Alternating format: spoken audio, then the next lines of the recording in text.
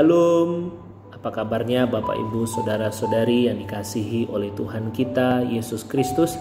Saya percaya kabar Bapak Ibu Saudara-saudari tetap dalam keadaan sehat, penuh damai sejahtera, dan senantiasa bersukacita di dalam segala hal.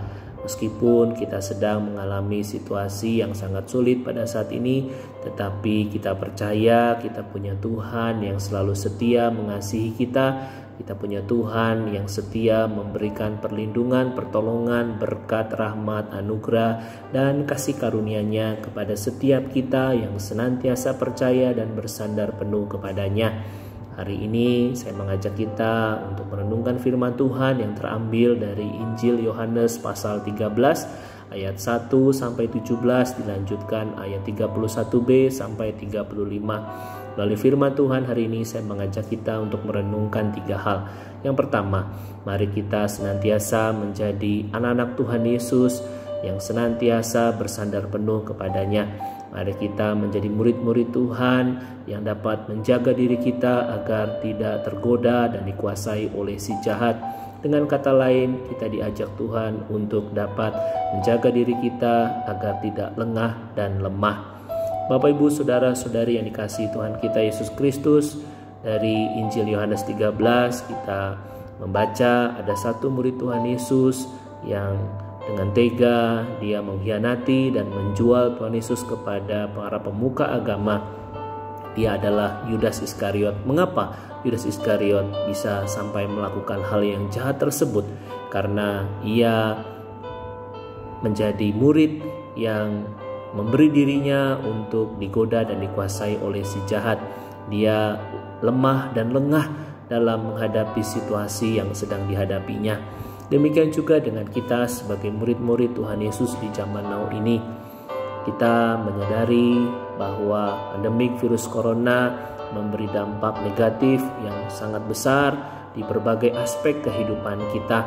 Di antaranya kita mengalami kesulitan, kegagalan, dan kita mengalami kerugian di dalam kehidupan ekonomi, di dalam mengerjakan tugas pekerjaan dan bisnis kita.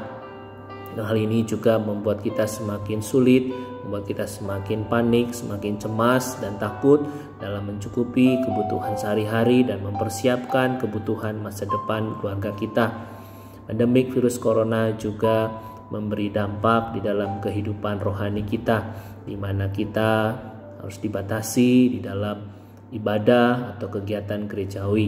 Kita harus melakukan ibadah di rumah kita masing-masing bersama dengan keluarga kita, dan kita belum dapat melakukan kegiatan gerejawi di rumah Tuhan seperti pada waktu sebelumnya. Demikian juga pandemik virus corona ini memberi dampak negatif bagi kehidupan keluarga kita di dalam kehidupan relasi, menanggung sakit penyakit, dan juga pergumulan atau kerinduan keluarga kita yang belum dijawab Tuhan, membuat semuanya itu semakin berat dan membuat kita ragu, membuat kita lemah dan lengah dalam menghadapi kenyataan hidup ini. Dan persoalan lainnya, khususnya saudara sebangsa kita yang menjadi ODP, PDP, dan positif corona, di mana mereka harus isolasi diri, mereka harus mendapatkan perawatan medis, dan mereka tentu mengalami pergumulan yang berat karena dipandang negatif, dijauhi oleh masyarakat atau orang-orang yang berpandangan keliru tentang COVID-19 ini. Dan demikian juga tidak sedikit orang yang akhirnya meninggal dunia akibat virus corona ini. Bagaimana dengan keluarga yang ditinggalkan? Tentu mereka begitu berat harus menghadapi pergumulan ini. Bapak, Ibu, Saudara-saudari yang dikasihi oleh Tuhan kita Yesus Kristus, dalam situasi yang sangat sulit ini kita diajak untuk semakin bersandar kepada Tuhan.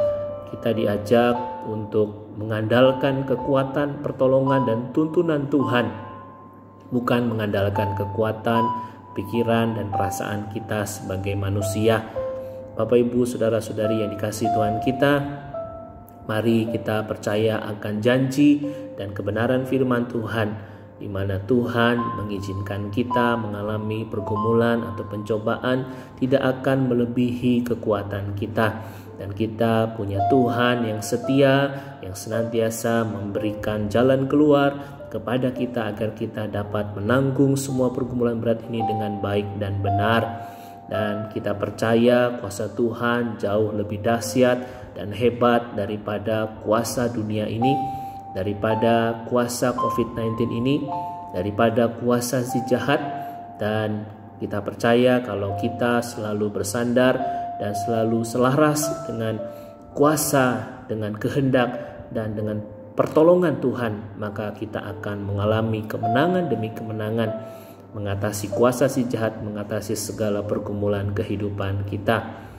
Dan bahkan pergumulan yang kita hadapi ini membuat kita semakin tekun, semakin tahan uji, dan kita akan menjadi orang-orang yang naik kelas. Kita akan menjadi anak-anak Tuhan yang semakin dewasa, semakin matang dalam menjalani kehidupan dan dalam memaknai kehidupan kita. Kita boleh semakin hidup berkenan di hadapan Tuhan dan menjadi berkat bagi sesama kita karena kita terus bersandar kepada Tuhan. Hal yang kedua yang perlu kita renungkan dari Injil Yohanes 13 ini adalah kita mau menjadi murid-murid Tuhan Yesus yang senantiasa rendah hati. Tuhan Yesus sebagai guru dan Mesias, justru Dia menjadi guru dan Mesias yang rendah hati. Dia merendahkan dirinya untuk membasuh kaki murid-muridnya. Itu Dia lakukan dengan kerendahan hati yang penuh sebagai bentuk kasihnya kepada para muridnya. Bapak, Ibu, Saudara-saudari yang dikasihi Tuhan kita Yesus Kristus, demikian juga dengan kita sebagai murid-murid Tuhan saat ini. Kita mau menjadi anak-anak Tuhan yang rendah hati. Rendah hati di dalam mengerjakan semua tugas dan tanggung jawab kita, khususnya di dalam kehidupan ekonomi, sekalipun kita mengalami kesulitan, kegagalan, dan kerugian, tetapi dengan rendah hati kita mau menerima kenyataan ini dengan lapang dada. Dengan rendah hati kita juga tetap mengerjakan tugas, pekerjaan, dan bisnis kita dengan sebaik-baiknya supaya kita dapat terus bertahan, dan kita percaya Tuhan akan menyertai, menolong, dan memberikan jalan keluar dalam usaha pekerjaan kita. Tuhan akan mencukupkan setiap kebutuhan dan masa depan keluarga kita. Dengan rendah hati kita bersedia untuk dikoreksi, kita bersedia untuk melakukan terobosan yang baik, terobosan yang sesuai dengan kondisi saat ini, dan hal itu bisa meningkatkan produktivitas kita, bisa meningkatkan pendapatan ataupun berkat yang Tuhan siapkan bagi kita, orang-orang yang tekun, yang sungguh-sungguh jujur dan bertanggung jawab dalam tugas pekerjaan, dan kita akan memenuhi kebutuhan kita dengan baik seturut dengan kemurahan Tuhan. Demikian juga dengan rendah hati kita akan menjadi anak-anak Tuhan yang senantiasa membangun mezbah keluarga. Sekalipun kita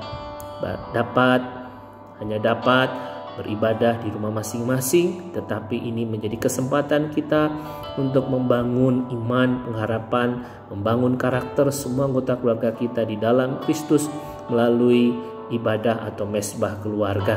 Dengan rendah hati kita mau berdoa bersama-sama, dengan rendah hati kita memuji dan memuliakan Tuhan bersama keluarga, dengan rendah hati kita bersama-sama melayani Tuhan, dengan rendah hati kita dapat membangun relasi kehidupan keluarga kita menjadi lebih baik. Dengan rendah hati kita memberikan pengampunan, kita menghadirkan kedamaian, kita memberikan cinta kasih, perhatian, dukungan dengan penuh terhadap semua anggota keluarga kita. Dengan rendah hati kita bisa menyelesaikan semua persoalan keluarga kita dengan bijaksana. Dengan rendah hati kita juga dapat menerima pergumulan sakit penyakit yang dihadapi dengan kacamata iman, dengan pengharapan di dalam Tuhan Yesus. Dengan rendah hati kita bisa menjalani pengobatan dengan disiplin, dengan tekun, dengan penuh tanggung jawab, sehingga kita boleh mengalami kesembuhan dari waktu ke waktu. Dengan rendah hati kita memohon agar Tuhan menolong keluarga kita dalam mencukupi semua biaya pengobatan kita. Dengan rendah hati juga kita terus bertekun di dalam doa, memohon agar Tuhan menjawab setiap kerinduan anggota keluarga kita, baik di dalam mencari pasangan hidup, membangun pernikahan, maupun juga di dalam menantikan keturunan di tengah keluarga atau pernikahan keluarga kita. Tuhan akan berikan anugerahnya, Tuhan akan berikan berkatnya sesuai dengan rancangan dan waktu Tuhan yang indah, ajaib dan dahsyat bagi kita yang senantiasa rendah hati, mau melakukan kehendak Tuhan, mau melakukan apa-apa yang Tuhan percayakan kepada kita sebagai bentuk, sebagai waktu persiapan kita sebelum Tuhan nyatakan anugerah di dalam kehidupan keluarga kita. Dan kita juga dengan rendah hati mematuhi semua protokoler pemerintah agar kita dapat menyelamatkan diri, keluarga, masyarakat, dan bangsa negara kita dari penularan virus corona ini. Dengan rendah hati kita menjaga kebersihan, dengan rendah hati kita melakukan social distancing, dengan rendah hati kita menggunakan masker dan hal lain yang diperlukan, sehingga kita sebagai bangsa dan negara bersatu padu memberantas virus corona ini. Dan banyak hal lain yang bisa kita lakukan dengan rendah hati, seperti kerendahan hati Tuhan Yesus terhadap murid-muridnya, kerendahan hati Tuhan Yesus dalam melakukan kehendak Allah Bapa, yaitu dia mau memikul salib dengan sempurna dan akhir dia bisa memberikan kemenangan, memberikan jaminan kehidupan kekal kepada setiap orang-orang yang mau hidup rendah hati sepertinya. Demikian juga hal yang ketiga, kita belajar dari firman Tuhan bagaimana kita menjadi murid-murid Tuhan Yesus yang senantiasa hidup saling mengasihi, karena itulah yang diperintahkan dan dikehendaki Tuhan, dan itulah menjadi cara kita memperkenalkan Tuhan Yesus kepada dunia ini. Dari Injil Yohanes 13 kita belajar bagaimana Tuhan memerintahkan atau memanggil kita untuk hidup saling mengasihi dalam segala keadaan. Bapak, Ibu, saudara-saudari yang dikasihi Tuhan kita Yesus Kristus, hikmat atau pembelajaran yang positif yang dapat kita tetap petik untuk kita di tengah pandemi virus corona yang mengkhawatirkan ini adalah kita bersama-sama belajar untuk saling memperhatikan, kita membangun solidaritas, kita menjadi anak bangsa yang bergotong royong, kita peduli dan kita memberikan bantuan secara nyata kepada saudara-saudara sebangsa kita yang mengalami kesulitan, mengalami beban, masalah yang berat akibat virus corona ini.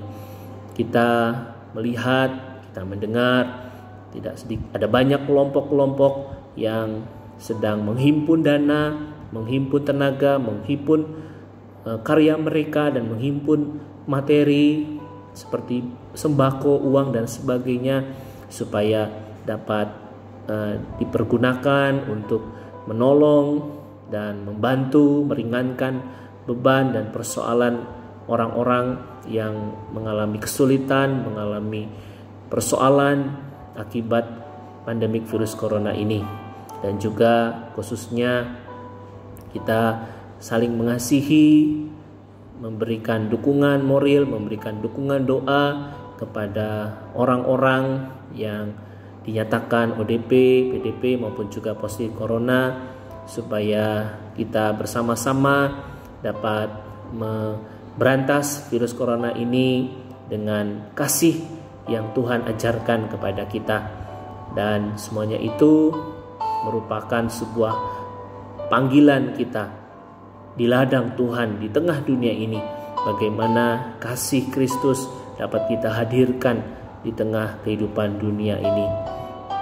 Bapak, Ibu, saudara-saudari yang dikasihi oleh Tuhan kita Yesus Kristus, ada banyak hal lainnya yang mungkin bisa kita renungkan, tetapi dari 3 hal ini kita bersama belajar bagaimana kita dapat memaknai situasi saat ini kita bisa mendapatkan inspirasi dari firman Tuhan, kita bisa mendapatkan kekuatan baru, pengharapan baru dari Tuhan, dari janji dan kebenaran firman Tuhan, dan kita akan dimampukan Tuhan dengan tuntunan Roh Kudus untuk menghadapi segala situasi kita ini, dan kita akan mengalami keberhasilan, kemenangan, kita akan memperoleh keselamatan, kebahagiaan dan kedamaian yang sejati yang Tuhan siapkan bagi setiap kita, bagi setiap murid-murid Tuhan yang percaya dan setia kepadanya.